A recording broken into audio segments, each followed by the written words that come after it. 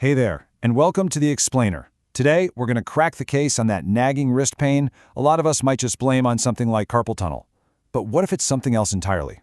A medical mystery that's kind of hiding in plain sight. You know what I'm talking about, right? That nagging, sometimes sharp pain on the top of your forearm, maybe after a long day of typing, a really intense gaming session, or even a few sets of tennis. It kinda starts as a small annoyance, but then it just decides to stick around. Well, it turns out the real cause might not be what you think at all. We're about to uncover a very specific condition that gets overlooked all the time, but it affects a whole lot of people who use their hands for, repetitive stuff. And here's the thing.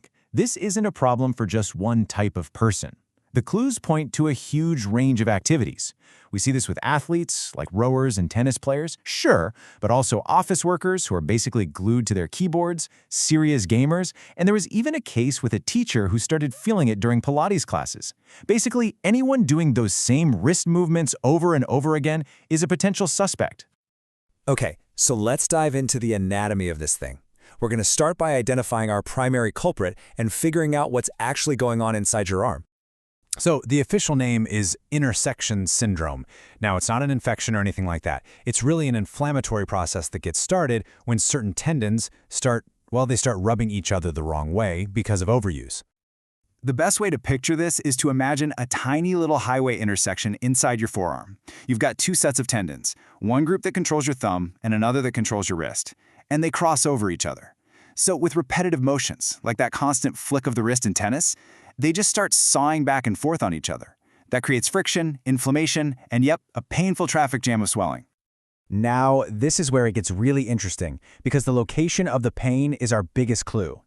Unlike a lot of other wrist issues, intersection syndrome shows up in a very specific spot, about 4 to 8 centimeters up your forearm from that hard, bony bump on the back of your wrist. So, to solve this mystery, we have to rule out the other usual suspects. And believe me, there is one major imposter that causes a ton of confusion. The main look-alike here is something called de Quervain's tenosynovitis. It's also an overuse injury of the thumb tendons, and honestly, it's way more common.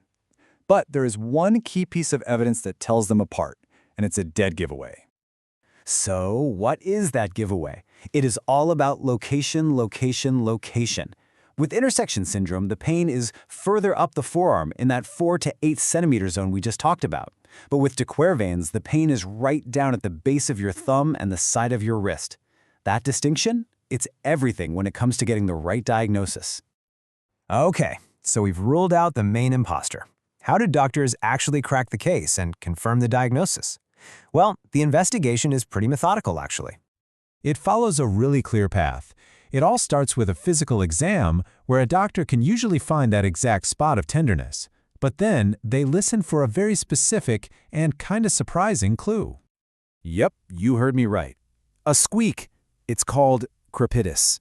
It's an audible grinding or squeaking sound that can happen when you move your wrist. It's literally the sound of those inflamed, swollen tendons rubbing against each other. It's a classic, telltale sign that you're dealing with intersection syndrome. And to get that final rock-solid proof, doctors turn to imaging. An MRI is really the best tool for the job here because it lets them see the inflammation directly. They can actually visualize the fluid and swelling right at the tendon intersection, which confirms the diagnosis without a shadow of a doubt. So, once the culprit is positively ID'd, the road to recovery can finally begin. And it all starts with one simple but absolutely crucial step. I really can't stress this enough. The single most important part of treatment is rest. You have to stop doing the thing that's causing all that friction. The main approach is conservative, and that just means giving those angry tendons a break so that whole inflammation cycle can be broken. The initial treatment usually follows what's called the police principle. It's a simple framework for protecting the joint from any more harm, offloading it to reduce strain, immobilizing it to stop that tendon rubbing, and then using compression and elevation to help manage all that painful swelling. And look, this isn't just a suggestion. The evidence is pretty clear. Research shows that completely immobilizing the wrist and thumb with a splint, usually for about 3 weeks, gives you the best shot at a quick recovery. It's not just about, taking it easy. It's about physically stopping those tendons from rubbing. Now, if splinting and anti-inflammatories don't quite do the trick, the care plan can be escalated. The next step is often a corticosteroid injection right into the area to really knock down that inflammation. And this is key. Once the pain is finally gone, a structured rehab program with a physical therapist is so important. This isn't just about random exercises. It's about relearning movements, improving mobility, and building strength to hopefully prevent this from ever happening again. But just when you think the case is closed, there's a twist. Turns out, our main culprit has a rarer but very much related cousin that shows up in a slightly different spot. This is called distal intersection syndrome, or DIS. Distal just means it's a bit further down the arm. It's the same basic idea, friction between crossing tendons, but it's happening at a different intersection. This one located just past that bony landmark on your wrist we talked about earlier. And get this condition has even earned the awesome nickname Nintendonitis because of how it's associated with those repetitive thumb movements from intense video gaming. But it's not just gamers. It also shows up in athletes like cheerleaders and tennis players who are doing similar forceful motions with their wrists. So, how does all of this wrap up? What's the final crucial point of our whole investigation? What does knowing all this really mean for you? Ultimately, understanding conditions like intersection syndrome and its little cousin empowers us. It gives us the knowledge to recognize those early warning signs so we can take real action, whether that means changing your desk setup, modifying a workout, or just taking a break. By listening to our bodies when the pain is just a whisper, we can stop it from becoming a scream. So the real question is, are you paying attention to what your body's trying to tell you?